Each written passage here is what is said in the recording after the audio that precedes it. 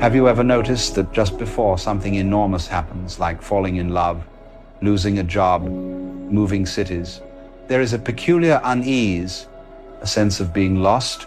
It feels as though the ground beneath your feet is giving way, and people panic. They believe something is terribly wrong. But this is the very first whisper of transformation.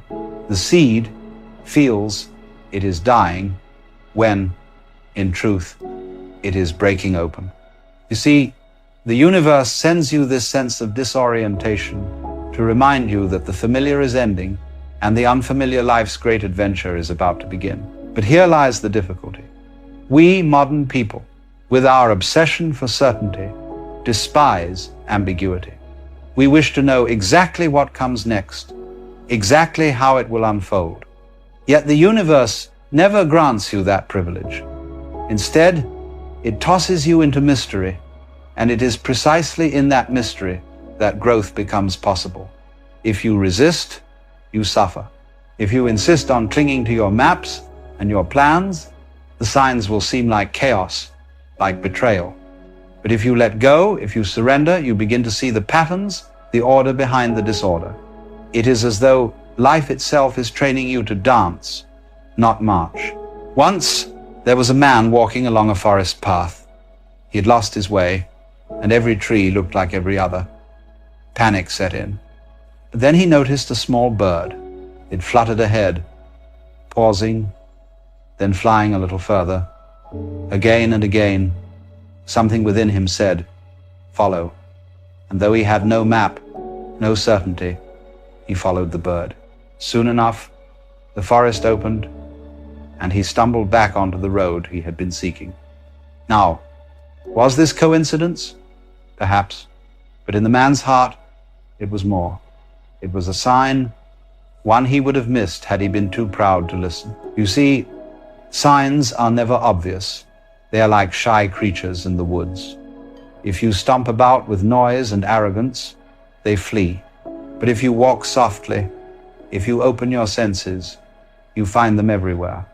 A conversation overheard that answers a question you've been brooding on. A chance encounter that introduces you to precisely the right person. A dream that lingers in the morning, whispering some truth you've been unwilling to face. These are not accidents. They are the universe reminding you that you and it are not separate entities. You are woven of the same fabric, dancing to the same hidden rhythm. But why do most people miss these signs? The answer is simple. They do not trust silence. They are addicted to noise, to chatter, to the clamor of their own thoughts.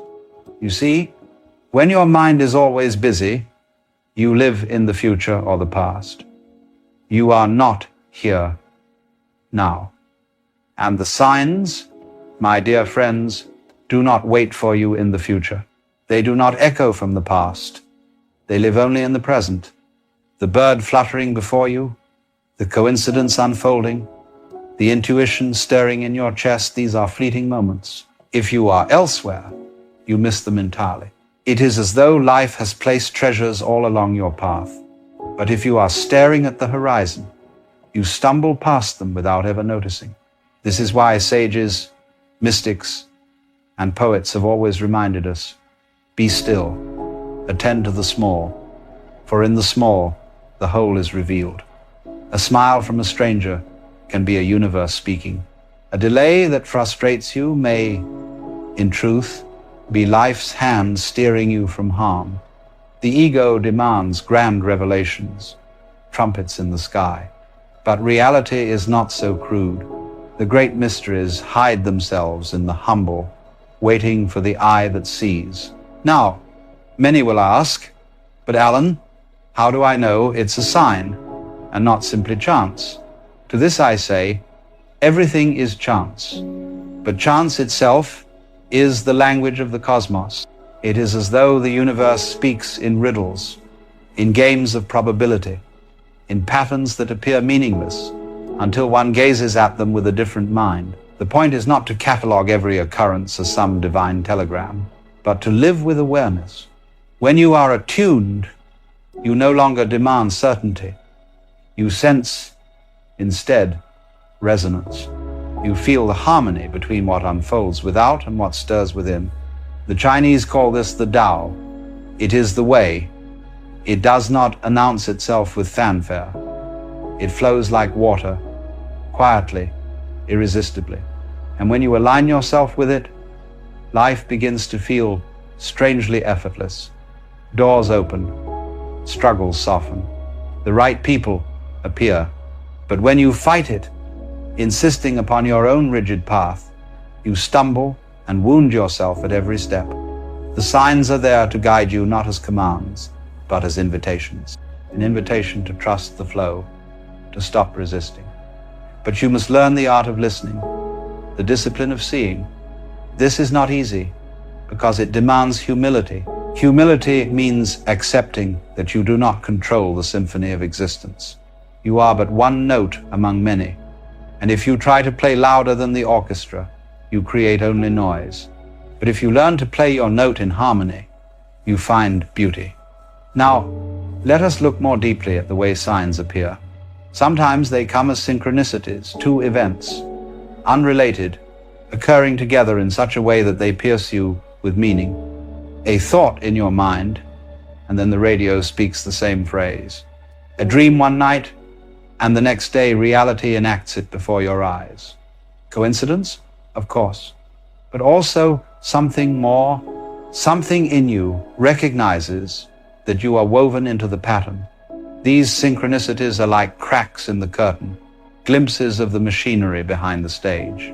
And yet, people brush them aside because to admit them would unravel their comfortable illusion that life is merely random, disconnected, mechanical. But to the open mind, they are confirmations. They say, you are in the right place, or you are being nudged toward a different path. Signs may also arrive in your body in sudden exhaustion, in peculiar bursts of energy, in illness or restlessness. The body is part of the universe. 2. When it speaks, pay attention. Most people ignore the body until it collapses. But sickness, weariness, even boredom, these are often signs you have wandered away from your true path. The universe does not always tap you politely on the shoulder. Sometimes it strikes you with a hammer. And still, most prefer to medicate the symptoms rather than ask, what is this trying to tell me? Imagine if you treated the signs in your life as you treat road signs. You would not curse at the sign that says bridge out ahead. You would not cover your eyes and drive faster. Yet in life, when the signs appear, when things fall apart, when relationships break, we refuse to see. We imagine that something is punishing us, when in truth life is redirecting us. Do you not see? The closed door is as much a sign as the open one. The friendship that ends, the job that slips away, the plan that crumbles, all these are messages. They say, not here, not this. But if you insist, you suffer. If you resist, you ache. This is why the wise learn to bow before both gain and loss. They read both as part of the same script. The signs, whether pleasant or painful, are always pointing somewhere. The art is not to demand which way, but to walk it with eyes open. Now, how does one cultivate such openness? Through a practice of trust. Trust does not mean blind belief. It means stepping into life without the need to grip everything so tightly. It means listening more than speaking, watching more than asserting. To trust is to accept that you are part of a whole far greater than your limited mind can fathom. And when you trust, signs begin to reveal themselves, not because they were not there before, but because your eyes have grown sensitive to them. You find yourself saying, ah, yes, that's curious. That's just what I needed to see. And slowly, life begins to feel less like a battle and more like a dance. Consider the wind. You cannot see it directly, yet you trust its presence because you feel it on your skin. You watch it move the branches. You hear it whistle through the reeds. Signs from the universe are much the same. You cannot measure them with the instruments of science alone, but you know them in your bones. You sense them in the quiet recognition, the goosebumps on your arms, the stillness in your breath.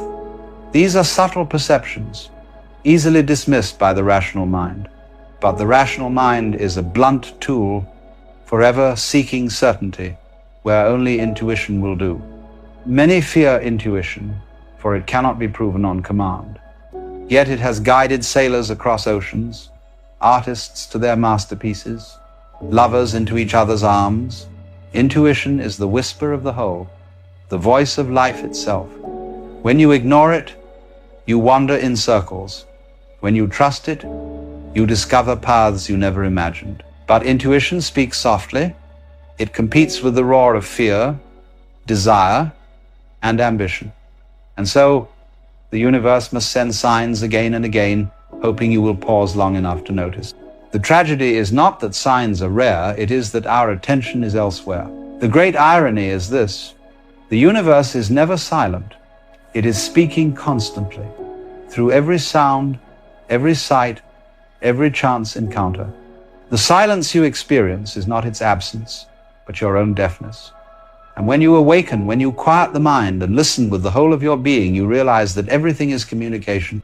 The shape of clouds, the fall of dice, the words of a child, these are all the voice of life, if only you have ears to hear. But let me warn you, to live this way is not easy. It demands a letting go of control, of certainty, of the illusion that you are separate from the world. For if the universe is speaking to you, then you are not outside of it. You are part of the sentence, part of the message. And this, I think, is what frightens many people.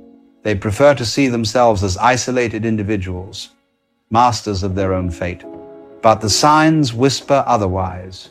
You are woven into a fabric so vast that your thoughts, your feelings, your very breath ripple through it endlessly.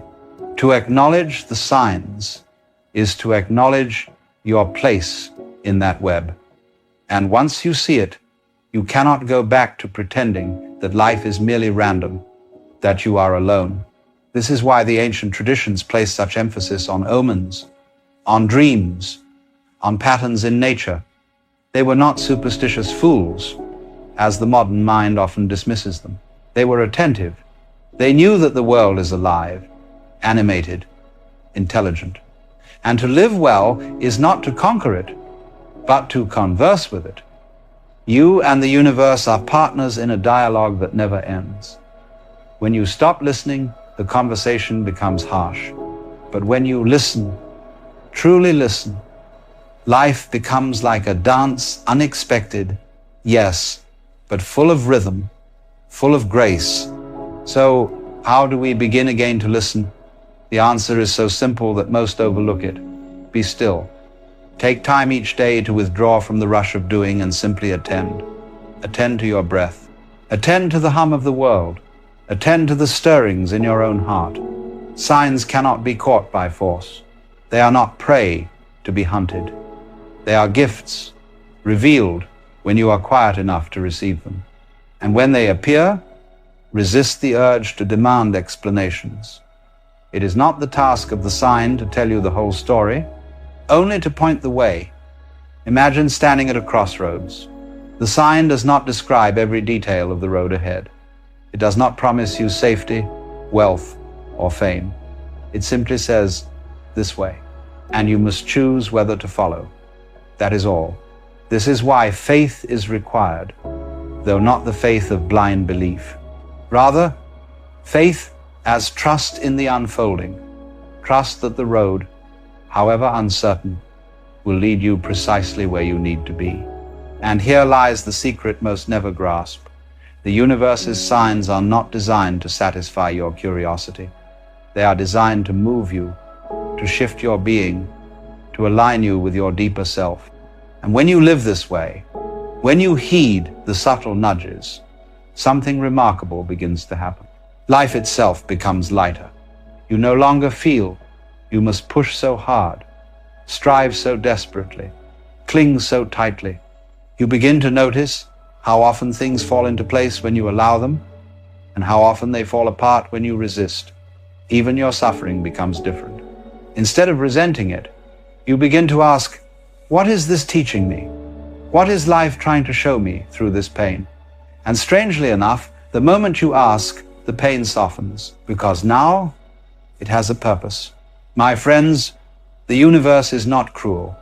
It does not conspire against you. It conspires with you.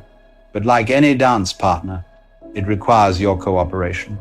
If you step rigidly, refusing to adjust, the dance is clumsy.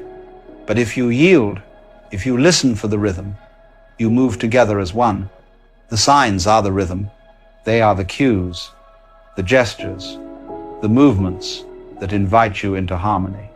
To ignore them is to stumble. To attend to them is to glide. And in this, you discover that the meaning of life is not hidden in distant tomorrows, but revealed in every moment. If only you watch closely enough, so perhaps the next time you feel lost, confused, uncertain, pause. Instead of rushing to fix everything, look around.